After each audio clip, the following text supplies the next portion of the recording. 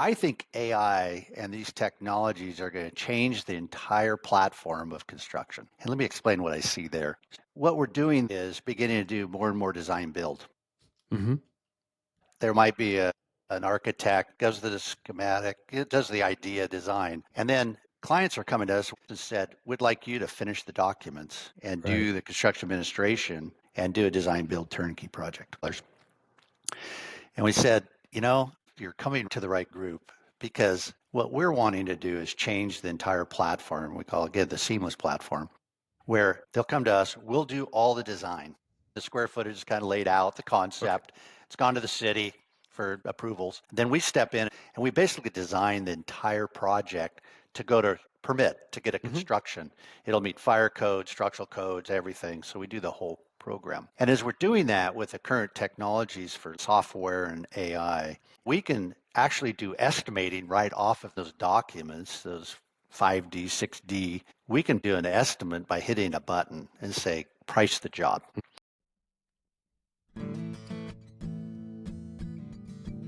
Hi, this is Matt Slepin, and welcome to Leading Voices in Real Estate. Today's episode, recorded on October 24th, is an interview with Jeff Hoops, the president for the West region for Suffolk Construction, one of the top GCs in the country. In our 8 years of talking about the built environment on Leading Voices, we've not actually spoken with anyone who builds these things, except maybe a few guests from the home building industry, which is a very different business. So I wanted to have someone from the general contractor side, and I'm really excited to have Jeff on the show. We get into a lot in this conversation with maybe two themes. First, since Jeff has been in this business for a long, long time, we talk about present trends of evolution and change from the perspective of someone who's had real context of what change means. Real estate famously is slow to adopt technology, but we think of the construction sector as even further behind. Jeff and I discuss that real change is happening, but from a wise and long-term perspective, not blinded by shiny objects. And then sticking with that theme, Jeff and I talk a bunch about time of life in this business. As you'll hear, Jeff passed the baton at Swinnerton, where he was the CEO, retiring in March of 2020, an auspicious date for retiring right as we were all retreating to our homes during COVID. I am myself about to semi-retire, with emphasis and a smile on both sides of the equation of that word semi, as I've been discussing on the show and the several times I've been recently interviewed myself. My specific circumstances are not that interesting, but the options and pathways that Jeff and I talk about, both for senior people thinking about what retirement means, full or semi, and also how to pass the baton, is important for both those of us planning our next steps and the next generation who are stepping up. And this might just be Jeff and my personalities, but we had a lot of laughs talking about this too often, too sensitive subject. Succession planning from both of these vantage points is a big part of our work at CRG, both on the recruiting side and our consulting assignments. So if we could be helpful for companies or the people contemplating, let us know.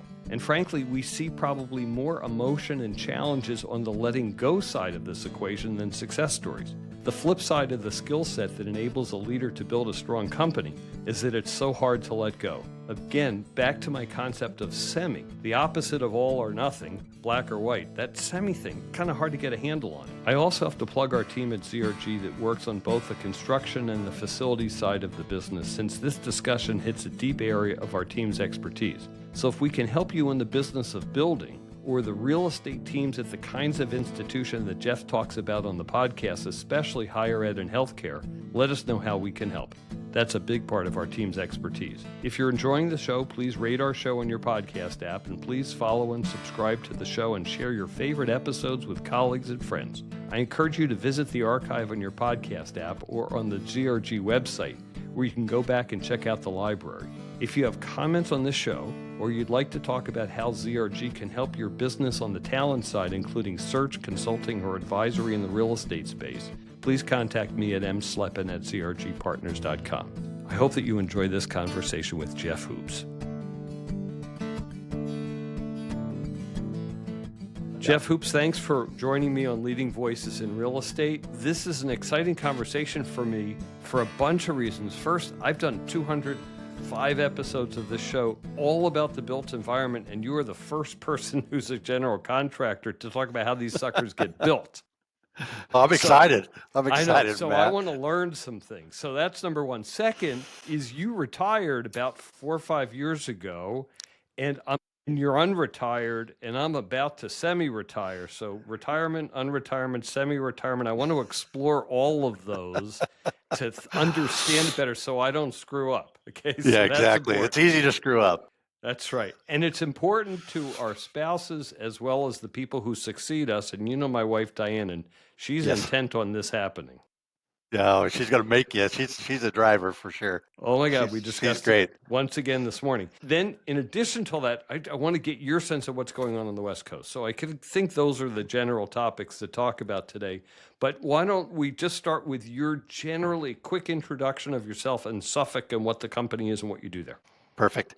Thanks, Matt. Again, it's great to be here today. I'm really excited about this and it'll be a lot of fun. So right now with Suffolk, like I said, I did the retirement thing, and we'll go back a little further into that in January of 2020. Great timing, right? Yeah. And then I'd say about 18 months ago, John Fish called me, the owner of Suffolk. Suffolk's the largest individually owned construction company in the United States. Mm-hmm. And he asked me to help him out as an advisor. And I said, sure, I'll be glad to do that. Be fun. And then about 6 months later, he asked me to oversee the Western United States. And I said, well, not too interested in doing that. He said, oh, come on. So I went and talked to my wife, and my wife says, well, your memory will be better, you'll live longer, and I don't have to see as much. And I was pretty excited about that. She goes, go do it.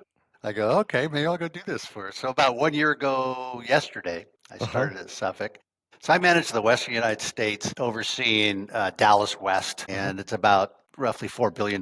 Well, say 3.5 billion annually revenue and growing for the Western U.S. for Suffolk. And Suffolk does a lot of vertical construction, and it's high-rise apartments, hotels, doing life safety with clients like Gilead, lots of education work. So, and again, just really a combination of lots of different things here in the Western United States. In Vegas, doing some big uh, Four Seasons types residences, just a real mix and casino work. So it's a real mix of work out here in the West for Suffolk. And they're based in Boston. So they Mm-hmm. wanted somebody out here to help them grow this business and just continue to grow and put the brand out there and continue to grow the brand. So that's what Cool. my job is out here. Fair deal. And when you say Suffolk is the largest privately owned contractor, I'm looking at a report here on my other screen. You're 24th largest. Give some sense of kind of size and scale of, and the biggest player is Turner. We hear that name the most, and Yeah, maybe it's their volumes twice yours or something. I don't know. Just give a sense of size, scale, and what it means to be both where you are and then also the largest privately owned.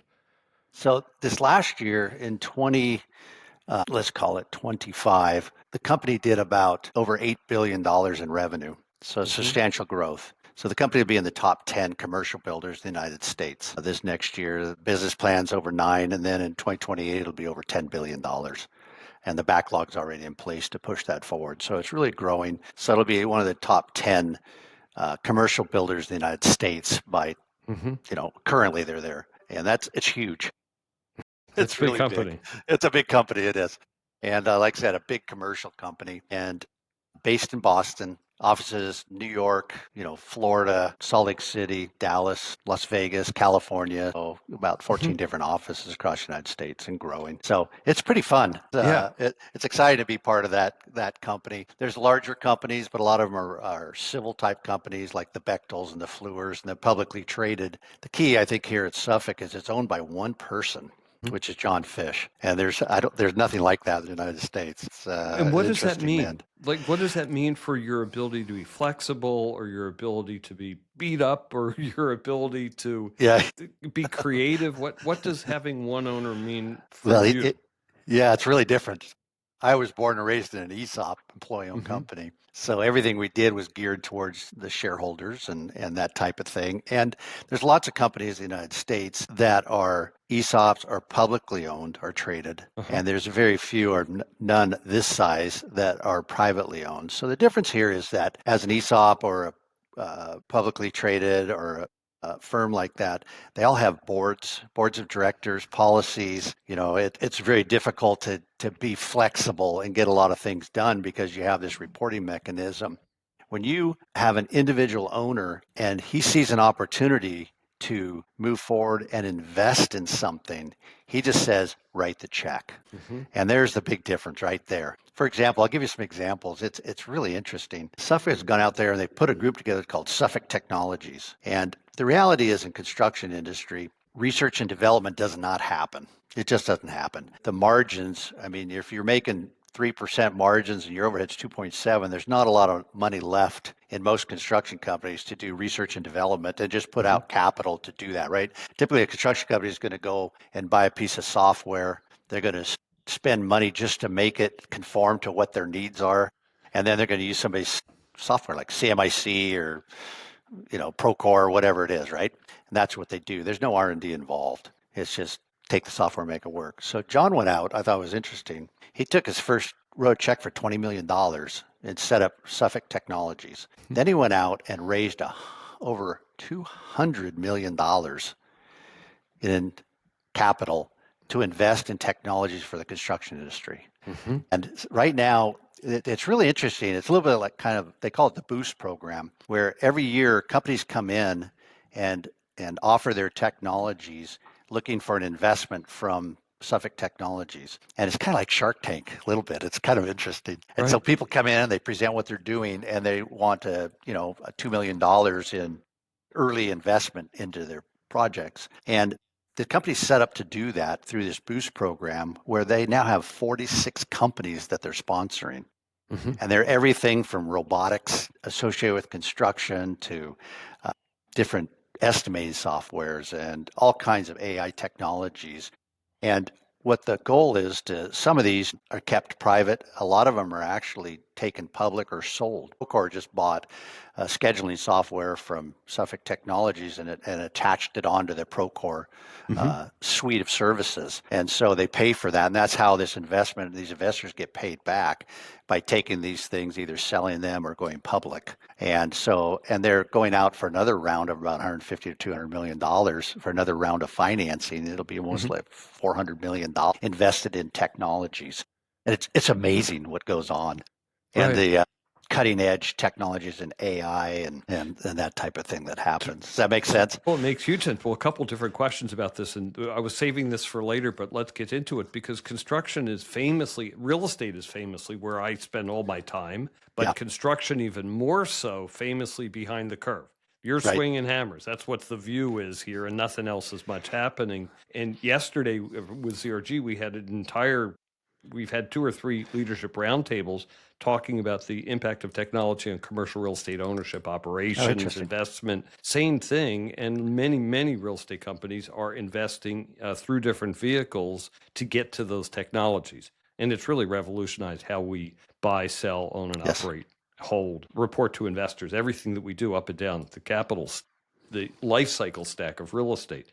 But in construction, it feels like, again, you have a longer road to get to change. So talk about change. So let's talk about change a little bit for that and what those either technologies are. Is it moving the cost curve? Is it moving the speed curve? Is it moving the human capital curve? Is it moving the climate change curve?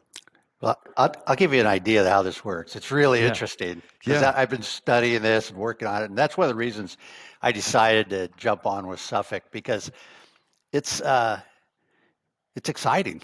It's enthusiasm, and there's money to invest, and there's technologies, and the way you can change the industry, and that's what we're looking at. So think about this. So right now, you've got you go out and you hire an architect, some engineers. And they design all this stuff. And then you do some estimating and do some pre-construction and you try to stay up with the pricing for that design as it evolves. And then you hire these subs and they go buy switchgear and, it's just the process we use. Everybody knows this process. But I think AI and these technologies are going to change the entire platform of construction. And let me explain what I see there. We call it the seamless platform. So right now, inside Suffolk, there's 84 architects full-time in Suffolk. And what we're doing there is beginning to do more and more design build. Mm-hmm. And there's two things. One is that there might be an architect, the Black Cape architect does the schematic, it does the idea design. And then clients are coming to us, one in San Jose, big tower, big name architect. They've come to us and said, we'd like you to finish the documents and Right. do the construction administration and do a design build turnkey project. It's $250 million.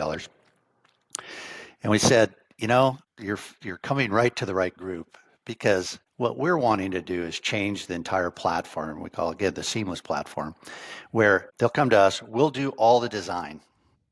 Now, this has been designed from the outside, what the person sees walking up to the building. That That's part's it. been, that's done. That's it. But Yeah, it's getting the it beautiful finished, now picture. you're going to figure out how to build this sucker. Yeah, From so the soup to beautiful nuts. picture's done. The square footage is kind of laid out, the concept.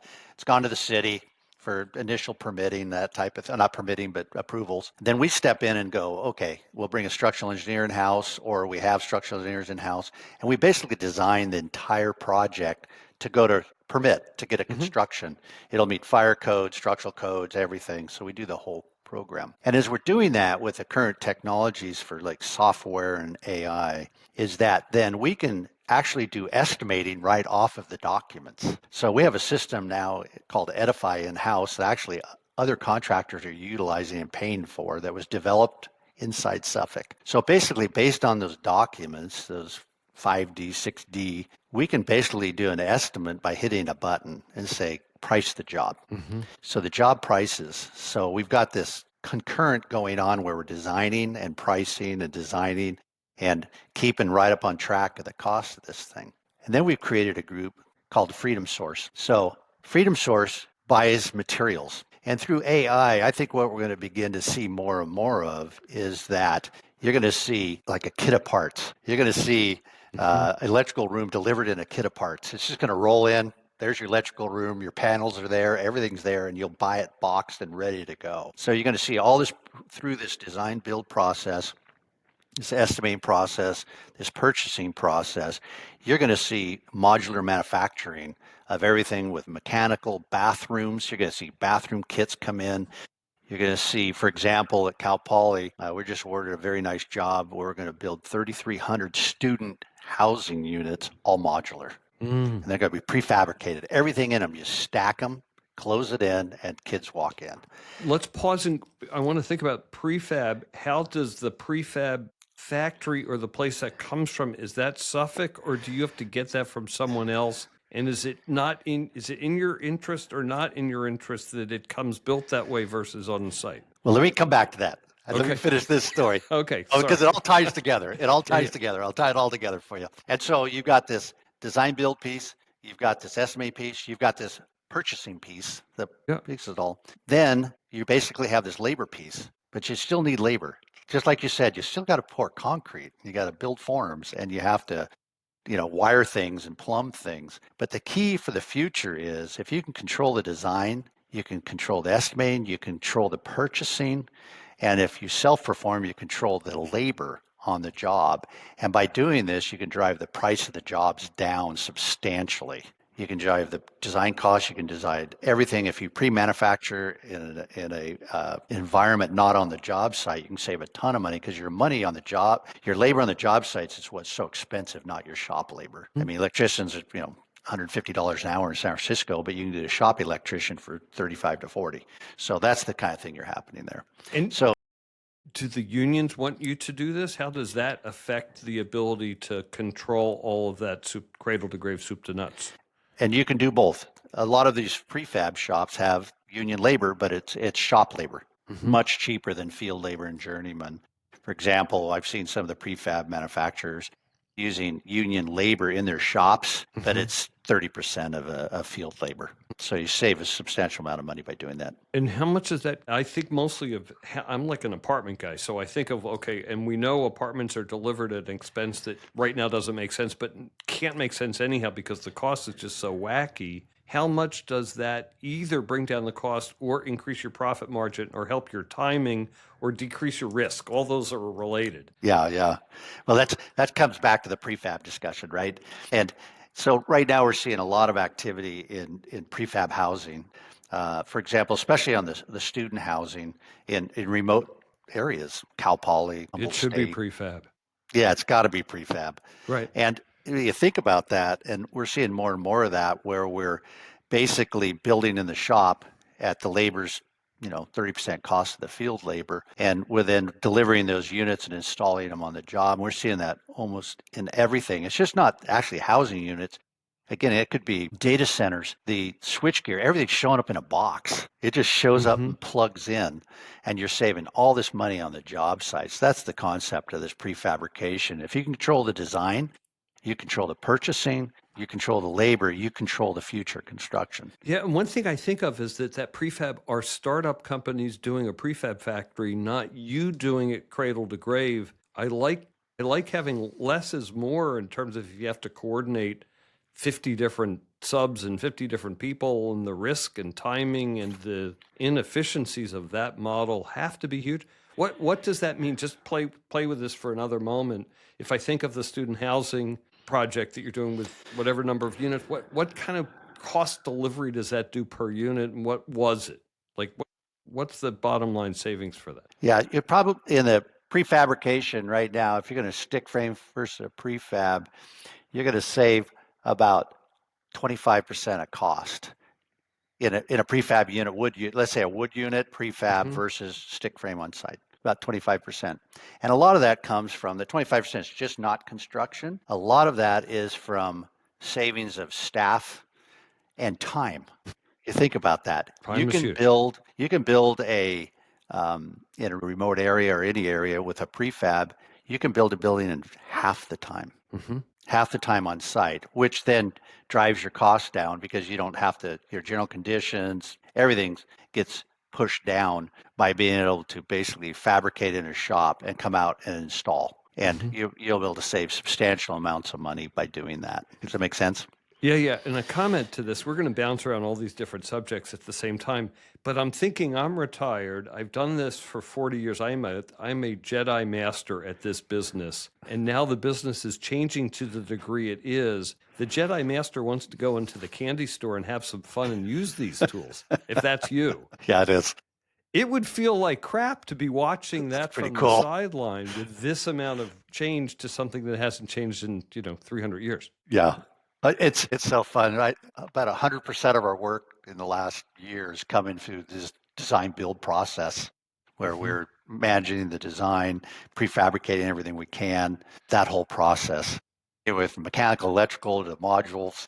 And that's the whole future here. We've got to get, because you think about it, everybody's retiring from construction. The workforce in the next, I think it's 5 years, 30% of the construction workforce is going to retire. All the baby boomers are going home, right? They're 60, 70 years old now. They're all retiring. Is that a problem with leadership, or is that a problem with people in the field, not people not coming into this business? Has it not been a business that can attract people? And then we're going to get into immigration too.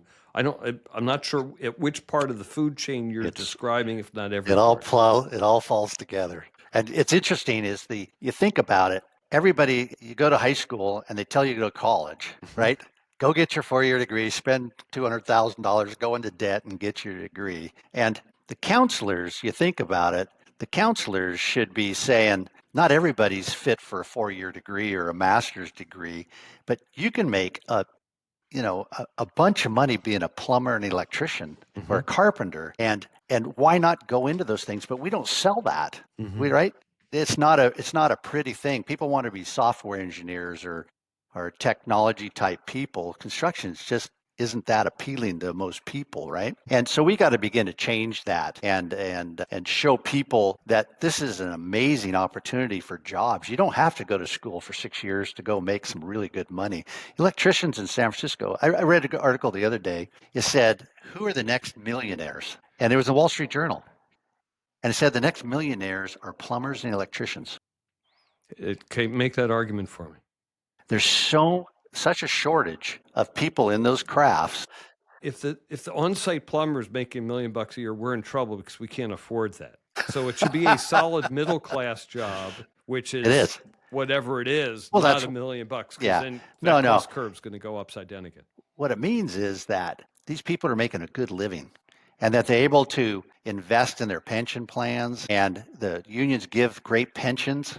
I mean, really good pensions. You get Social Security. I mean, all those things together, you can put away and in your 401ks and savings and become a millionaire by being a plumber, electrician. Okay. Now, that I will buy and I believe it. Yeah. Let's bounce around to some other subjects Okay. because you talked about the growth of the business. And when you started, there was a mix of jobs. And we are in a cyclical commercial real estate downturn where we're not building new apartments. We're certainly not building new office buildings. But all of the food groups in the commercial world, except for data centers, are kind of on pause right now. So if that was half of your business before, it's probably not half of your business now. So you have to replace the kind of business you get to do, but you're growing. And also that's amplified on the West Coast where there's been less building there is, say, in Sunbelt. So Yes. kind of talk about the strategy of that and the reality of what I just described. Yeah, and you've called out. You spent a lot of time in the Bay Area, so you understand what's going on there. There's one tower crane up downtown, and it's a affordable housing job. It's federally funded. It's the only Million way bucks a unit. Right. $1 million a unit. Exactly what it is. You know exactly what it costs. Without the government funding, they don't get done. Because right now, you build an apartment, and it's costs more to build it than you can go buy a replacement for. I mean, that's the reality of it. And you're in this every day and you see that. So what we've had to do is, a year ago, we were mostly doing apartments, affordable housing, commercial work, right? So we've began to diversify and bringing in different skill sets and utilizing skill sets across the nation to support us. And we began a very large cancer research facility down in Foster City. We've picked up a lot of education type work, over $1 billion worth of education work, which is student housing, just work on campuses. And then we're also beginning to do a lot more healthcare. So we're doing healthcare at UCLA and different, there's lots of healthcare associated with educational campuses. Yep. Like UCSF and all that type of thing. So we're doing more of that healthcare. And then also a lot of tenant improvements. It's just in the cycle, Matt, where you right now we have all these office buildings, right? And in San Francisco, we're starting to see AI take space, and we're starting to see the AI movement. So we're starting to see tenant improvements. We're starting to see tenants move. And it's funny in San Francisco, from the 12th floor above and all the high rises, they're pretty full. But the 12th floor to the ground floor, there's nobody in them. So everybody's moving right now, and they're moving up to cheaper prices with better looks, right? And better views. And we're starting to see a lot of tenant improvements and movement in the market, which is also a good piece of business on the commercial side, is that tenant improvement. And every building seems to be putting in a small bar, a fitness center, kind of for their building. You're seeing that too, right? For the ag people who spend 20 hours a day, 6.5 days a week. Yeah, exactly. Exactly right. So that's what we're seeing there.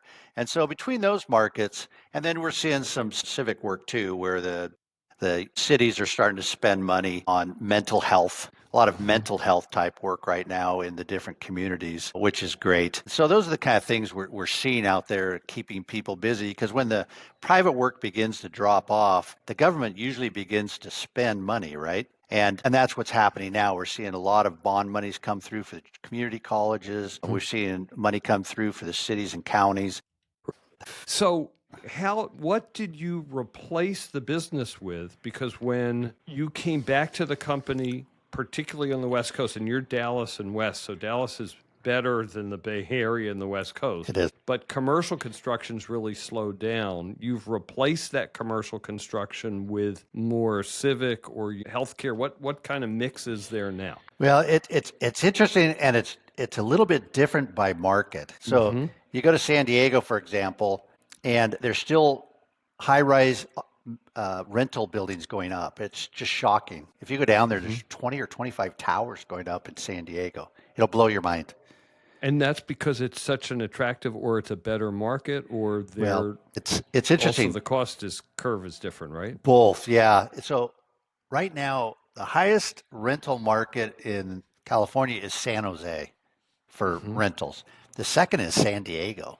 And so they're the second highest rental rate, and they're 40% cheaper than San Francisco to build. Why is that? Because of the labor market. And they have a great labor market, and they have busloads of labor coming across the border every morning. So they come over at 3:34 in the morning. The labor comes across, and both Hispanic labor, Mexican labor, and U.S. labor. A lot of U.S. labor lives down in Mexico that comes across. Right. I've been across the border there. It's like, it's the same as San Diego. Now they just come in, they work, they go back. That's what they do every day. And so there's lots of good labor. Is that labor legal? Is that labor unionized? So how does that fit into those two buckets? It's both. In San Diego, most of the towers go up. Most of the labor is union, especially on the concrete side. Almost all labor there is concrete. There's a mix when you get into typically your concrete will be union because the carpenters are strong. Your drywall studs will be union. But then the painting, the tile, all the other stuff will be a lot of non-union in that market. And that's where a lot of that craft comes from, is out of the country, or they just live locally there. And are they legal coming over? Because we don't, we got a thing going on. They are legal coming over. They have work visas or green cards or citizenship. And it's just the cost curve is different because it's yeah. people who live in a more affordable place and you can pay them less and it all works out. It all works out. So 40% less, you have more skyscrapers in going up right now. Yeah, it's really amazing there. And then also, so there's a lot of work there. And then there's also a lot of college, university type work going on there and a lot of medical work. But most of our work has been the towers, and we're doing more and more of the medical now at this time as those towers begin to slow, which is beginning to happen. Things are catching up a little bit. And then in LA, you think about it, LA's a massive market. It's the biggest market in the United States. And there's always something going on there. So there's lots of opportunities for us there. We're doing, like I said, lots of healthcare, a lot of education type work, things we didn't do a year ago, where we brought in key resumes and we've hired people to bring in resumes with them. And then we're qualifying for projects and really diversifying, where the majority was commercial. And now I would say over 50% of the work is either education or healthcare. And not data centers? Are you doing data center work? We are doing a lot of data centers, but, Matt, it's kind of funny. There's so much data center work out there, but the data centers, 99% of them are built in the middle of nowhere. You think about it, right? So we're in Iowa and building $2 billion data center. So, but in California, the cost of labor is so high, the land, availability of power is a big issue. How do you get more power in San Francisco? It's already overloaded, or LA. So most of the data centers are, there's some up in the Oregon area because you have the hydropower along the river up there and the dams. Right. And then you have them out by solar plants, by nuclear power plants, by whatever that is, so they can get the power. So you're not going to see a lot. We're building one now for about $100 million in San Francisco, a data center, but it's a fourth phase of 5 because it's for local distribution and local work. But most of the data centers are way out there. But we're doing about $4 billion annually in revenue right now in data centers and growing. We can do a lot more. With the overall company. With the overall company. We do a lot more, but it's got to be a balance in everything. Have you ever been to Ashburn Village, Virginia? Like suburbs of, oh my God. Well, it's like, I think half of the residents are power plant, are data centers. Yeah. It's unbelievable. Tomorrow I am riding my age on a bike ride tomorrow here in the DC, and I'm riding to Ashburn Village and back, which about gets to my age. Thank God it's flat. But you get out there and it's spooky because you almost hear the hum. Okay. Well, and one other question about this, and then let's move on, is at ZRG, we have a group that does facilities people for universities and for healthcare institutions. So they're at the other side of the table of you at, the university that's building a new health center that's building a new dormitory. So we have your counterparty we're hiring, but that hiring has slowed down under the Trump cutbacks to universities and healthcare and research. Do you fear that as part of this new strategy? Or do you figure commercial comes back in time so you're fine? Yeah, and that's a great point. So what we're seeing, though, is different types of results on the different campuses. For example, if it's a campus like UCSD that does lots of research, so that money, I heard this statistic the other day that 25% of every grant dollar goes to facilities. So that's why you're seeing a real slowdown. In fact, some of the jobs, one of our competitors had a job going at UCSD and they actually stopped the job. They're in the hole. So, but that's the type of work. It's going to be, I think, more of the research work slowed down. But the other funding is, for example, infrastructure, power plants, student housing, that's a revenue producing thing. So there's lots of student housing and classrooms. So that type of work is funded differently and continues. And the health side is funded very differently. But you're Hmm. right, on the research side, we're seeing a slowdown in anything associated with research and development because that money is really slowing down. And those federal dollars slowing down slows down construction. There's no funding for it. So And that's a great point. you don't do infrastructure because your vertical infrastructure is horizontal, but our country does need to spend a bunch on infrastructure because it is aging and ugly Absolutely. and dangerous. A But you bunch. don't do that. Well, we're doing for example, central utility plants. There's work Hmm. at Berkeley. There's work at a lot of the big campuses around UCLA, and so we will do those because it entertains all kinds of different subcontractors, mechanical, electrical. It takes a general contractor to coordinate that, and Hmm. that's where we get involved in. So we're doing a lot of the ECUP work and with private clients too, because you're exactly right. The infrastructure on the campuses. I mean, are they still doing gas? Are they going to all electric? I mean, all these things are going on, right? And Right. changes. And so we do see a lot of that work coming and we're positioned for it. Cool. So I want to change the subject. I want to go back to your retirement, and then I want to come Oh, back to man. work. So let's go retirement to work. But I want to think about so many people don't retire or can't retire or don't do it well and they don't have a planned retirement. And you were the CEO of Swinnerton and ESOP. And how did the baton passing go? Then I'll talk about your retirement not working, but I want to think about the baton passing Oh, it working worked. or not. It worked, just not quite right. Exactly. But think about the baton passing, and was Yeah. that how much planning went into that when you did that with your company, which is still successful and still out there? Oh, yeah. Sweater's a great company. And um, so my philosophy is different than some, right? My philosophy is I didn't like surprises Hmm. at the boardroom or strategy or people understanding what their role is. So I was very clear about this and I built org charts and the person that retired replaced me, Eric Foster. I had the discussion 2 years in advance with that. So he knew that he was the next anointed CEO to run the company. And there was a couple of people that were disappointed and we had discussions about it, but he was the right person at the time to do that. And the other Hmm. folks got on board and then said, we agree, but it took a little bit of time to do that. But it was done 2 years in advance. And then we had succession for 5 years lined up. And actually, I started looking, for 10 years. Who's going to be out there in 10 years to run that Right. company? Because it's an ESOP company. It's not owned by a person. It's Hmm. owned by 5,000 shareholders. And you have to be, very focused on continuing the continuity and the stability of the company and that type of thing.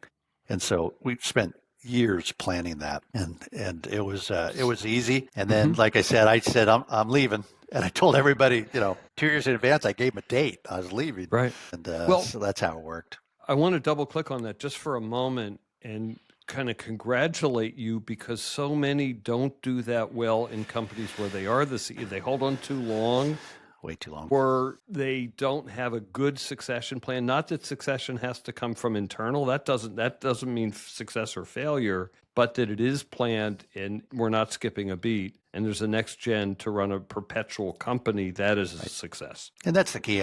Swinner's been around 135 years, 137, something like that.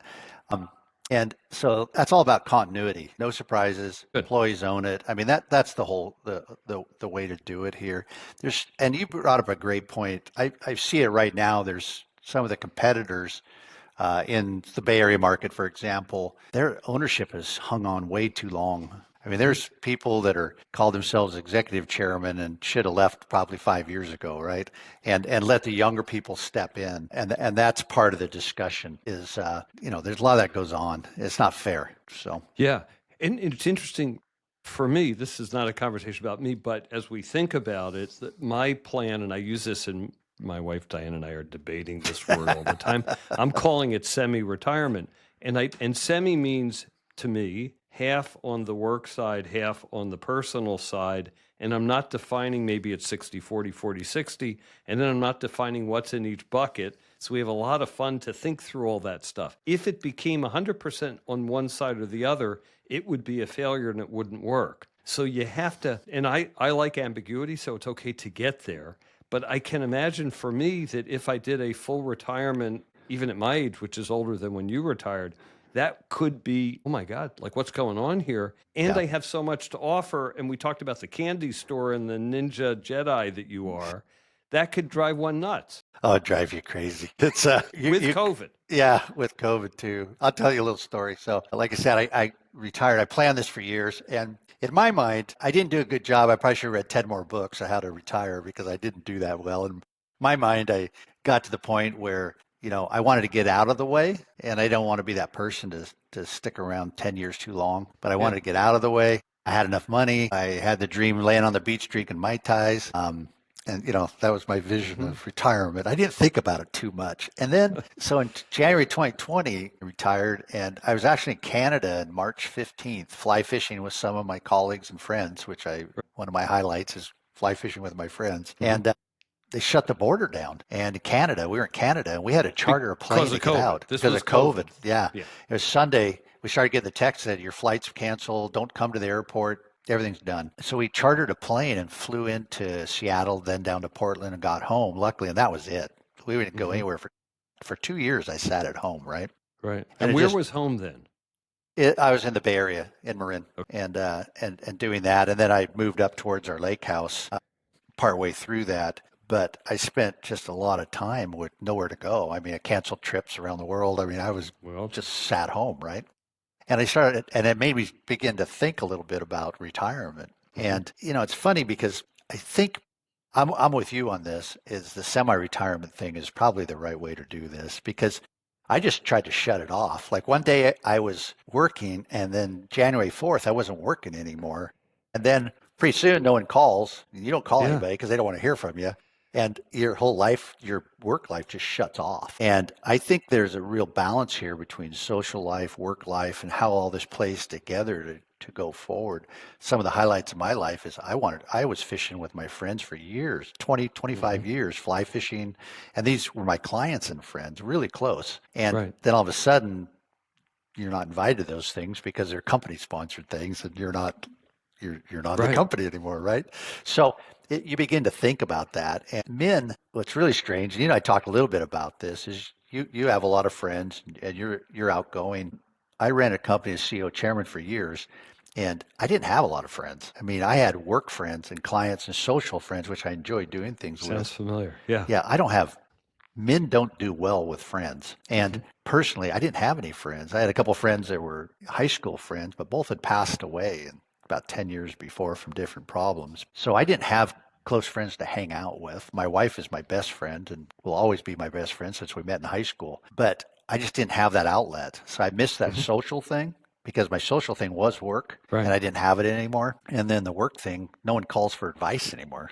It's like, wow. I mean, I built this company from nothing to $6 billion, and no one wants to hear from me anymore. So it's that real balance. I think by like you're doing is having a semi-retirement. I think what you want to do is, have that interaction with your friends and people at work, and then also have then that home or social interaction with your wife and your family and stuff. There's got to be a balance in all this thing. You just can't shut it off. It doesn't work. It doesn't work, but also part of it is that I'd say this a little bit tongue in cheek about you, and I'll say it about me, is you're like this Jedi master, and you get to this place of wisdom, and you're in your mid 60s and you have wisdom and you're contributing. And then you shut that down to say, okay, I'm just going to contribute on bike riding from here, playing guitar, where I'm no Jedi at guitar. Yeah. But what do you do with that? And there's a way to concentrate the Jedi moments. I mean, this sounds really silly, but the wisdom moments that you now have and you built for a lifetime, at least for me, I'm hoping that, 90% of my work minutes in that semi will be Jedi minutes instead of, the silly minutes that don't really add that much value. Yeah. And if I couldn't add that value, I would be sad, because it took me a long time to get there. Yeah. I think my advice for, everybody contemplating this is you need to be involved in something. You just cannot go home. I fished and fished. Pretty soon I didn't want to fish anymore. So, but you got to have something. I started doing a lot of consulting work. And that's what got me back to meet with John and getting back with Suffolk, because I did about a year's worth of consulting work where I sat on different boards and advisory boards, and started coaching young CEOs of, family-owned billion-dollar construction companies, and asked questions that were so easy to answer, but they just didn't know any better, Uh-huh. about how to set up a captive insurance company. Would you do that? Well, sure. This is how you do it. Just simple things to us because we've lived through it enough times. But that's fun. I really enjoyed Right. that piece. And I'll probably continue that when I retire from Suffolk. Again, Again, second, I'll probably yeah. do some board work and some just to Yeah. keep me going for the next 10 years because it's fun, Good for you. talking with older, young people and helping and coach them. I think that's important. People really got to think about retirement. Just because you have the money and you have the Yeah. time, it doesn't mean anything. My dad sold his company to an ESOP and he retired at 68, 70, something like that. But he didn't do anything. Wasn't on any boards, didn't do any consulting, and they didn't call him from the company very much. Yep. He found Fox News. That's what he found as his time, and There, that's a watch it. dangerous place to put your time That's in a there. Okay, dangerous. it's dangerous for a whole host of reasons. Yeah. So let's go back to construction because I have a bunch of questions that kind of wrap us up Okay. here. But I want to think of a couple things. So one thing you talked about, and you mentioned it a little bit here, but is self-performance. And when Yes. we spoke the other day, it was an industry where originally it was self-performing, and then it was all subs, and then the bigger companies have gone back to self-performing, totally integrated. What does that mean, and how does that change the loop? Well, it's kind of back to that original discussion we had on kind of the seamless platform and where the industry's going, right? Mhm. So and I tell everybody in my company, I said the future is labor. The future is labor. Every AI, it's all going to level out here in the next 5, 10 years. Everybody's going to have these tools, and I think it's all going to level out. Key is to have the labor to put everything in place because you still got to do concrete, drywall. You still got to do the work. You can prefabricate, but you still got to do the work. So it's funny because 40 years ago, everybody did all their own work. They did masonry, concrete, they did everything. They had their tools, they had yards with equipment, they did all that stuff. And then in the 80s, this CM at risk thing started where everybody says, well, we don't want you. We want you to sub it all out and get 3 bids, and we don't want you to self perform. So everybody started doing that for 30 years. And then all the contractors finally realized that with the price structures, you get 3% fee, you have a 2.7 overhead, and you make 0.3%. I mean, that's crazy. Why would you do that? So the only way you can really make money in this business is by self-performing and by doing, like I said, if you can do the design, if you can buy all the materials, if you can control the labor, you can make a good margin in this business. But you got to do all three to be really successful in the future. And most contractors might do one of them. They don't do all three of them very well. Right. So, but if you build the infrastructure to do that in a famously cyclical business, then you have a lot of risk of overhead. How do you deal with managing that? So not really. You think about it. So you have, let's say drywall.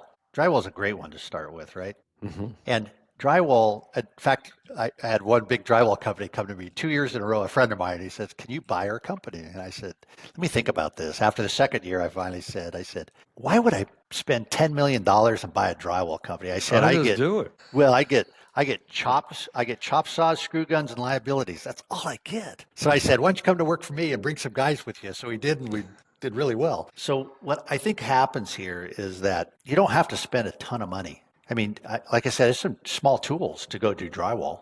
And so you can start business units like that, doors, frames, hardware. There's things you have to do. When you get into concrete, if you're going to buy form systems, you can still rent form systems. There's things you can do that you don't have to spend a lot of money on. But if you're really going to get into it, you probably want to own all your own fly forms, your systems. You're going to have to spend some money, but the returns are 25% returns on these things too. So you can make really good money over time by self-performing. You can make more money by self-performing than being a general contractor. Yeah. So, okay, that's self-performing. And then one of the things you mentioned before is talent coming into this business, and there's a different talent pipeline than you might want to have.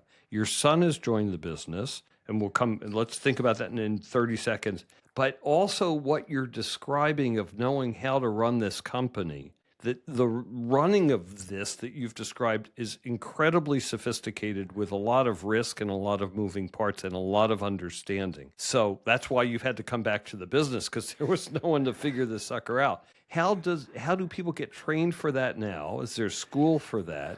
How does your son fit into this story and kind of think about the labor, particularly the sophisticated labor that it takes to run businesses? Yeah, that's a good question. Wow. Sorry. No, that's a really good question. For me, just got I went and got a civil engineering degree and then got an MBA. At first, I didn't think my MBA, I thought that was kind of silly. I don't know if, and I went back into construction, right? I had offers at Bain and McKinsey and wanted to be a big high powered consultant and went into construction. At first, I didn't think that would help me, but the key to success in this business is think of it like a business. And construction, and I looked at it like a business of businesses is how I see construction. I have a business, but I have a whole bunch of businesses that make up that business. And so I've learned over the years to, I'll set up an office or I'll start a business and I run it that way, right? I'll have people running those businesses, and all of a sudden it adds up into being a very large business and very successful. But you just got to go do it. You got to make mistakes, and you learn from doing this stuff. I don't think there's any that you can write down and say, do this path and you'll be successful. I think there's a lot of luck involved.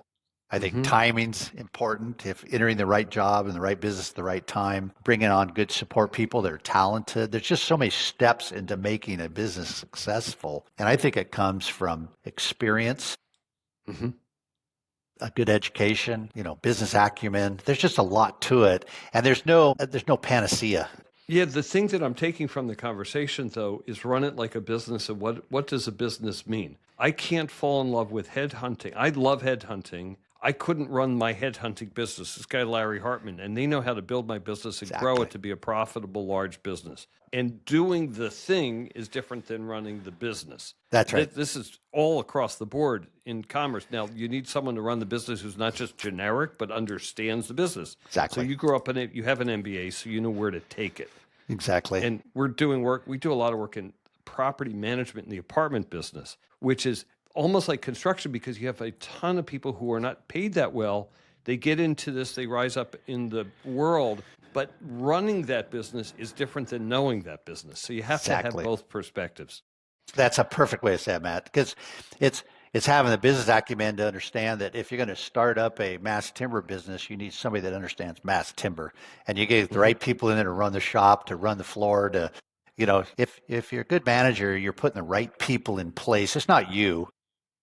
It's the people. And the best ideas I've ever had came from other people. I didn't come up with those ideas. I mean, we built this solar business and it turned into a multi-billion-dollar business. And we're having a beer in San Diego, and a young man came up to me and said, "Hey, this solar guy called me and wants to borrow a superintendent and show him how to use a crane to hoist some panels on a school." And I go, "Let's go meet with him." And so we did the research. We went to the board and got approval of some money, and I put the right people in place, and it became a multi-billion-dollar business that was massive. And it just started from putting the right people in place. But having that, you got to have the feel of what is it real or not? And does it make sense to invest in it? That's the business acumen of the business side of this thing, is you're willing to invest, but then you got to put the right people in place. You can't do it yourself. There's no way. Well, what I want to get, so here's a question. Okay. Your son now works for you. So what is it like to have your son there? It's interesting because it's complicated to have your children work with you. I think, the group that I made mistakes starting doing this, and then I'm on a board for a company up in Wisconsin. They're really good builders, and they have a family policy is that when you graduate college, you have to go away for 5 years and work for somebody else. Great policy. Great policy. And I told him that. I said, that's brilliant. Do this, Yeah, go away, come back with skills. You're going to contribute. It's wonderful. So what I did is my kids started with me right out of college, and it was very difficult because I don't think they were treated very fairly. And because they were the boss's son, you know how that goes. And it shouldn't have been that way. It should have been the opposite, where they treated him better, but they didn't. They treated him worse. So the smartest thing is when your children go away and get smart and work for other great companies, and then they come back. My son Preston just began working with us a few weeks ago at Suffolk. He's now the regional manager, Preston Hoops, the regional manager of Northern California. And he spent several years at Swinnerton and several years at McCarthy. And he was doing special projects, and he set up a drywall group and, started self-reform groups. So he's doing all the things we want to do at Suffolk. And I did not put his name out there. They actually tracked him down. And then John Fish, the owner, called me up one day and said, "I'd like to talk to Preston to run the region there. And I said, well, John, I'm not sure. And he goes, well, I think he's really talented. We'd like to talk with him. I said, okay, then go ahead. And here's your cell Hmm. number. And so they talked with him, and I stayed out of it, tell you the truth. And I let them go through the interview process. It's because I had to do that. I can't do it as the Right. dad. And so they interviewed him, and very excited. He's very talented. He's been in the business now for 20 years. I keep thinking of these guys as little kids. Of That's the course. that's the funniest thing, right? It's my son, but he's 40 years old and he's been in the business for 20 years, and he's very talented. So he's going to bring a lot to Suffolk in the region. He's got a lot of good Hmm. connections in Silicon Valley. We'll open up an office in Silicon Valley in January, and Hmm. we'll be pursuing then the technology clients, the Googles and the Lambs, and that type of thing. So that's where we're going with this, and I'm excited to have him on board, and That's wonderful. and we'll figure it out as we go. But There's it's fun. so He's a great guy. cool. There's so many benefits to our children coming into the business, and it happens a lot because they've been learning the business at the dinner table. Exactly. I could tell what your dinner table is like, same with mine. So they come to the business at 25 years old, but they've kind of been there for 10 years already or whatever. Yeah, they grew So up with it. that Exactly right. and there's nothing wrong with it because also there's some warmth of familiarity of contacts, and it's a contact business. So Yeah. relationships matter. A couple of other questions. What about green? What about climate change in your business? Concrete's one of the worst climate change issues that we have. The built environment causes 40%, I think this is the number, Yeah. quoted it before in the podcast, of climate change. So how can we bend that curve in what you guys do? But I think concrete is the largest part of that. Is that changing? That is right now. In fact, it's interesting. Part of the Suffolk technology is they've been investing in a company that will do zero emission concrete and with new technologies. So they're spending a lot of money on it. In fact, signed up for delivery of most of the materials for this zero emission concrete. So that's ongoing. So we are looking for there are solutions coming out. Initially, there's fly ash. There's all kinds of additives. There's things to reduce the carbon emissions. But I think in the next 4 or 5 years, and like I said, Suffolk's actually writing millions of dollar checks to figure out how to do that reduced or zero emission concrete. And you'll see that happen. I agree with you. No. That's the number one thing. When that now the cost is prohibitive, when that gets to scale, is it about the same price? Is it cheaper? Is it much more expensive? What's it look like when it becomes a product that's established? Yeah, that's the idea. You called it exactly right. Right now, we're paying a premium for it, but universities, hospitals, some groups are willing to pay that premium right now because of the environment. And the whole idea, though, is to get it to scale and use it across the United States and try to drive it to the same price if we can. And that's the whole idea, and that's where we're trying to get. So eventually, I think it might not ever get to the point where it's at scale with lime and cement, but I think we can drive it down to it's competitive. That's what we're trying to do. And again, this is an investment there's putting millions of dollars into right now. Yeah, that's really good. With the current administration, two headlines of the policy are tariffs and immigration. And both of those affect the construction business a lot. Now, maybe they affect home building even more than they do you, which is all in construction. Right. But how does that affect your business? How does that affect you with promises you've made at a cost price, at a price that might now have to be changed? So, any Got it. comments on those two things?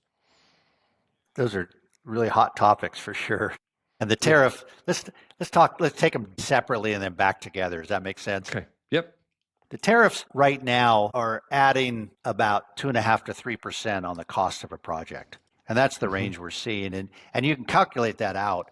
Let's say that 60% of a project is materials. Let's say that 25% of those have been impacted. And let's say that the price has gone up 20%.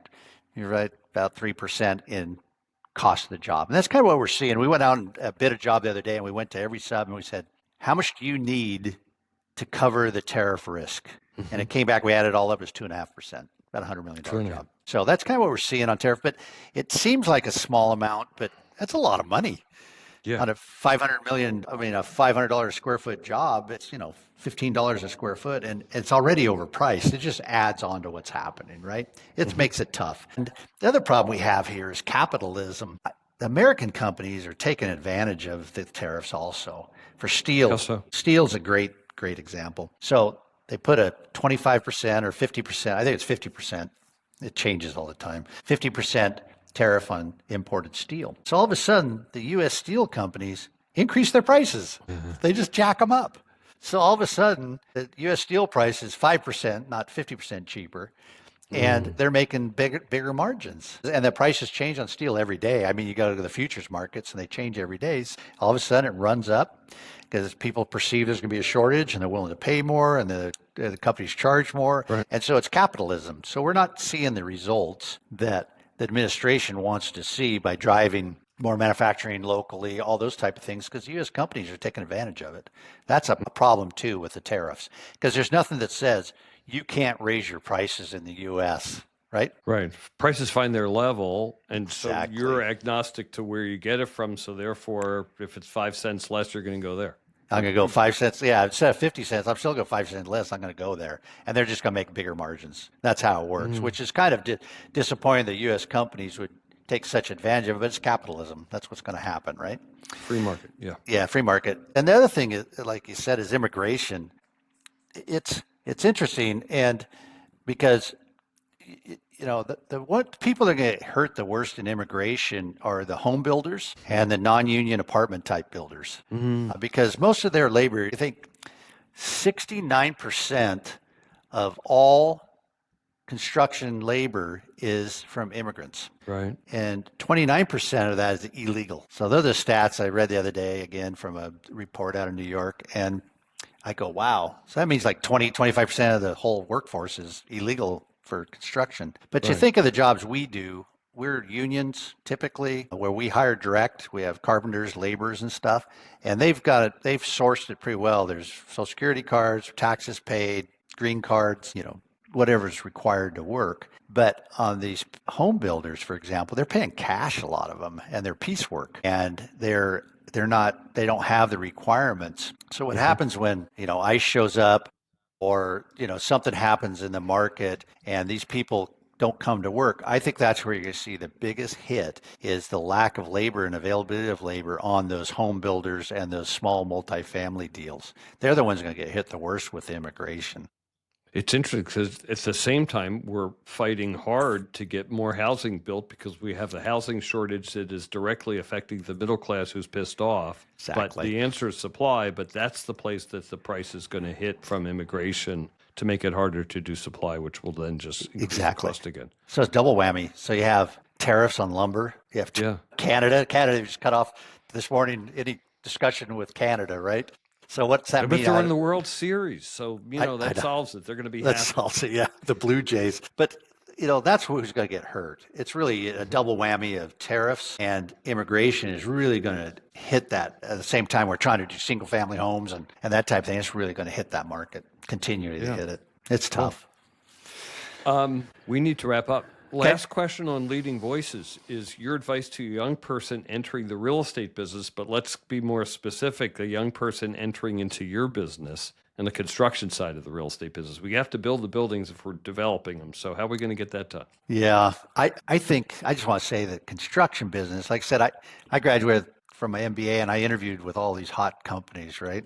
McKinsey, I was going to do all this stuff. I love construction. I've never been bored one day in my entire life in this business. And I'll tell you what, if I had a choice and there's such a shortage of people in this business and it pays really well, it's great because it pays well. It's such a great profession.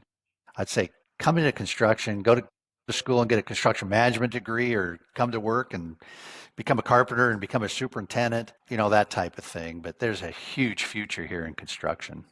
It's a great. I bet there is. And at all levels. I mean, you're all hitting levels. At the middle, and then, we also need those business leaders who understand the business, but also understand how to run a business. So exactly. There's a huge opportunity here from top to bottom, from the CEOs to the plumber on the job site. There's just so many opportunities in this market. There's unlimited for jobs. You'll love it. Sounds great. Well, your comments here are infectious. Your attitude and your wisdom about this is really inspiring. And when you're ready to semi-retire, we'll compare notes about that as well. So, Jeff, thank you so much for being on Matt. the show. All right. Appreciate it, Matt. It was a lot of fun. Thank you. Yeah, this was great. I hope that you enjoyed today's episode. Please remember, if you're enjoying Leading Voices, to share an episode with a friend or get them to subscribe. If they're podcast wary and not sure how to find and subscribe on their phone, go ahead and take their phone in your hand and subscribe for them. And add another few of your favorite podcasts to their list to get them started. They'll thank you for it.